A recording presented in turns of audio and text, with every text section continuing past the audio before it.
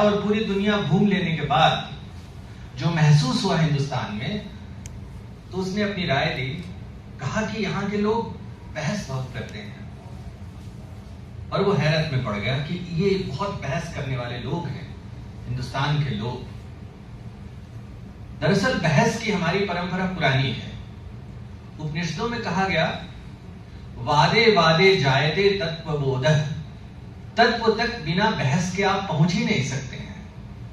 कई तरह के विचार, कई तरह की मान्यताएं, वे सब आपस में एक दूसरे का सामना जब करती हैं तो हमारे भीतर कुछ टूटता है, कुछ बदलता है, उसके बाद हमारी दुनिया मुकम्मल बनती है।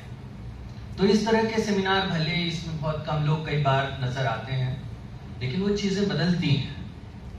लिहाजा मैं अपनी बात इस भूमिका के साथ शुरू कर रहा हूं। मेरी जो बात है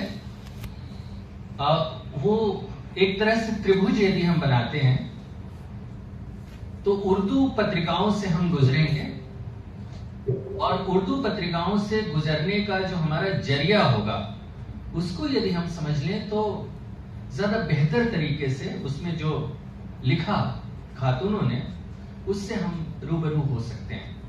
एक तो दृष्टि बिंदु सिद्धांत कि आप कहां खड़ा होकर चीजों को देख रहे हैं, और दूसरा है जनक्षेत्र का निर्माण।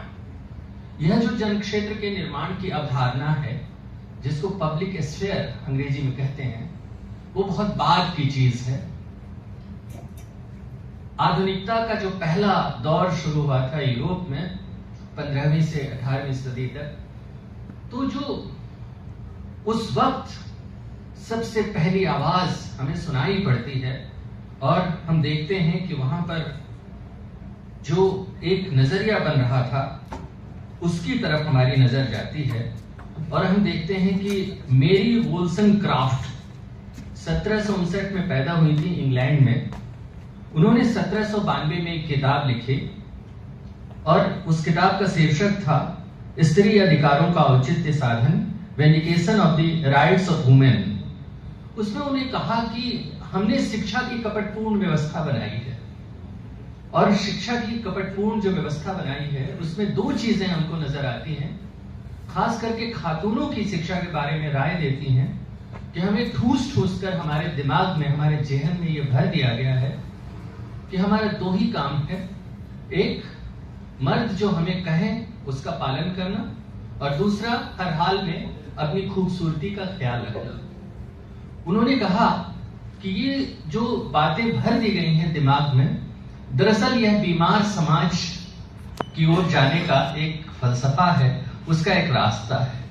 तो उन्होंने इसका विरोध किया, अपनी बात दर्ज की, और इस बात की वकालत की कि जो औरतों की दुनिया है उसमें इल्म की रोशनी आनी चाहिए। और बहुत बाद, अब चलिए बहुत बाद के दौर में मर्दों की दुनिया में क्या हो रहा था इसको जरा समझिए।